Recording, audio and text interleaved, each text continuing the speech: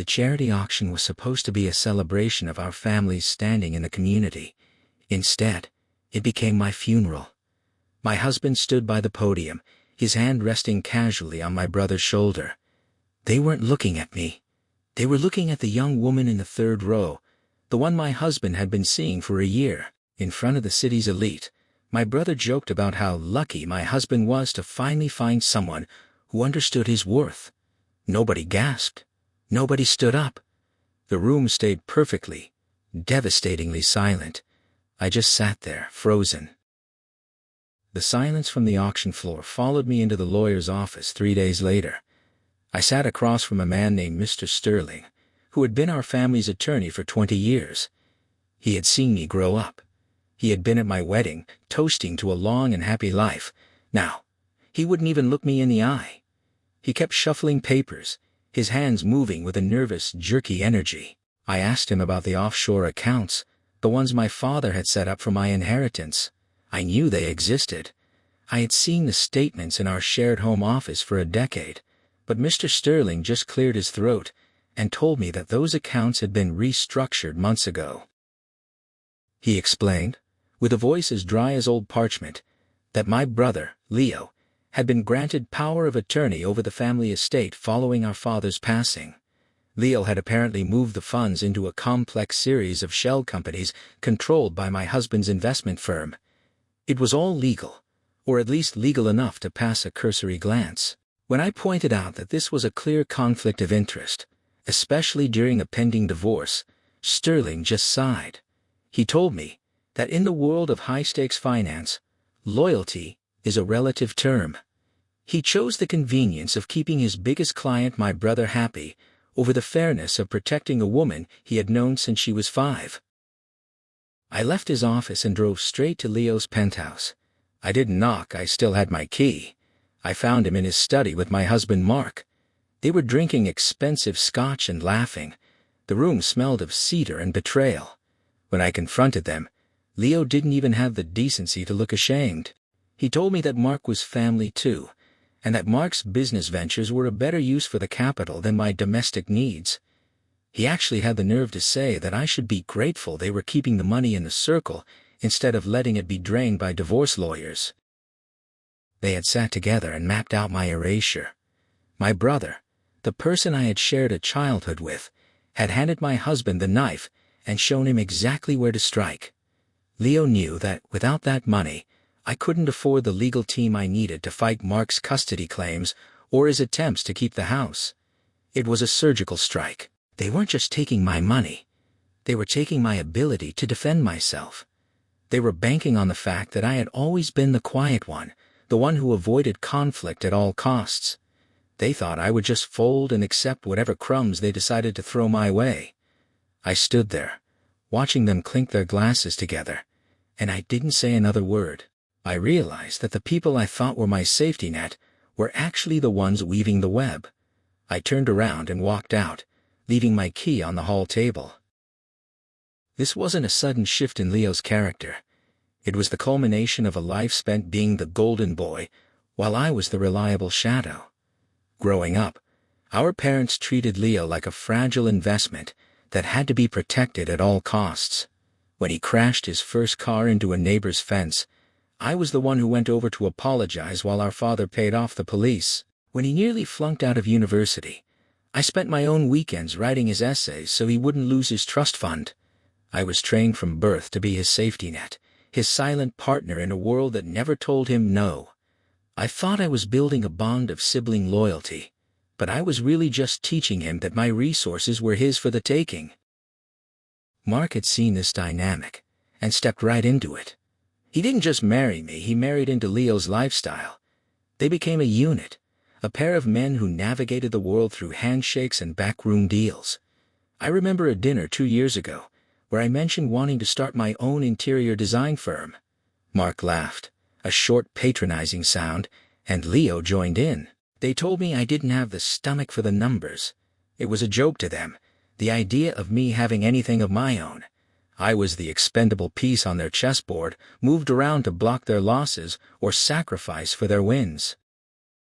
The pattern was so ingrained that they didn't even think I was capable of noticing the theft. They assumed my silence was a lack of intelligence rather than a surplus of patience.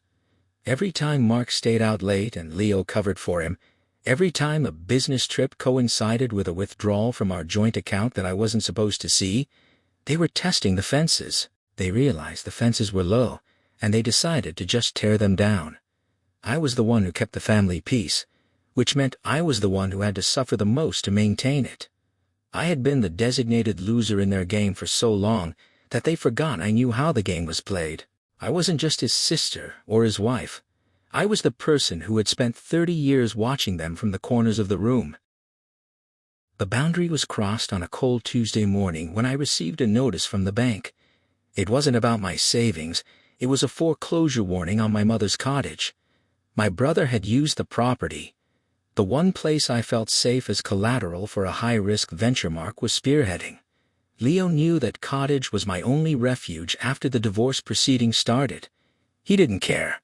He had signed my mother's name using the same power of attorney he'd used to drain my inheritance. When I called him, he didn't even bother to sound sympathetic. He told me the market was volatile and that I should stop being so emotional about real estate. That was the moment the internal begging stopped. I had spent years trying to belong to a family that viewed me as an asset to be liquidated. I realized then that you cannot save people who view your heart as a line item on a balance sheet. I stopped calling. I stopped crying. I spent the next 3 nights in the basement of the local library, going through public records and old business filings. I didn't look for the money they stole from me. I looked for the money they were hiding from the government. I found exactly what I needed in the fine print of a failed construction project Leo had managed 5 years ago. He had been skimming from the state pension fund, using Mark's firm to launder the surplus into offshore accounts. It was a massive, clumsy trail of financial fraud that they had covered up with sheer arrogance. I didn't confront them. I didn't threaten them. I simply organized the documents into a clean digital folder. I stopped trying to be the good sister and started being a witness. I realized that the only way to stop being expendable was to become dangerous. The collapse began without a single scream. I didn't call a lawyer, and I didn't send a warning text. I simply took that digital folder and walked it into the regional office of the Internal Revenue Service. I sat in a small windowless room and spoke to an agent for 4 hours. I didn't ask for a reward or a settlement. I just provided the roadmap. Then I went home, packed a single suitcase, and moved into a small, anonymous apartment near the coast. I spent my days walking by the water, listening to the tide, and letting the noise of my old life fade into the background. 3 months later, the news broke. Leo was taken out of his penthouse in handcuffs, his face shielded by a blazer as the cameras flashed. The investigation into the pension fund had opened a Pandora's box of fraud that led straight to Mark's firm. Because their finances were so deeply intertwined, Mark was pulled down with him. The shell companies they used to hide my inheritance were the very things that proved their intent to defraud the state. They had built a labyrinth to trap me, but they ended up getting lost in the dark themselves. My husband's investment firm was frozen, and every asset they had, the cars, the scotch, the pride, was seized. I didn't need to hear their excuses or see their downfall. I didn't attend the hearings. The natural consequences of their greed did the work for me. I eventually recovered my portion of the estate through a court-ordered restitution, but the money felt different now. It wasn't a gift. It was just a tool for my new, quiet life. I bought my mother's cottage back at the auction and spent the summer painting the shutters. There is a profound dignity in a life that doesn't require lies to sustain it. I am no longer the safety net or the shadow. I am finally and completely my own.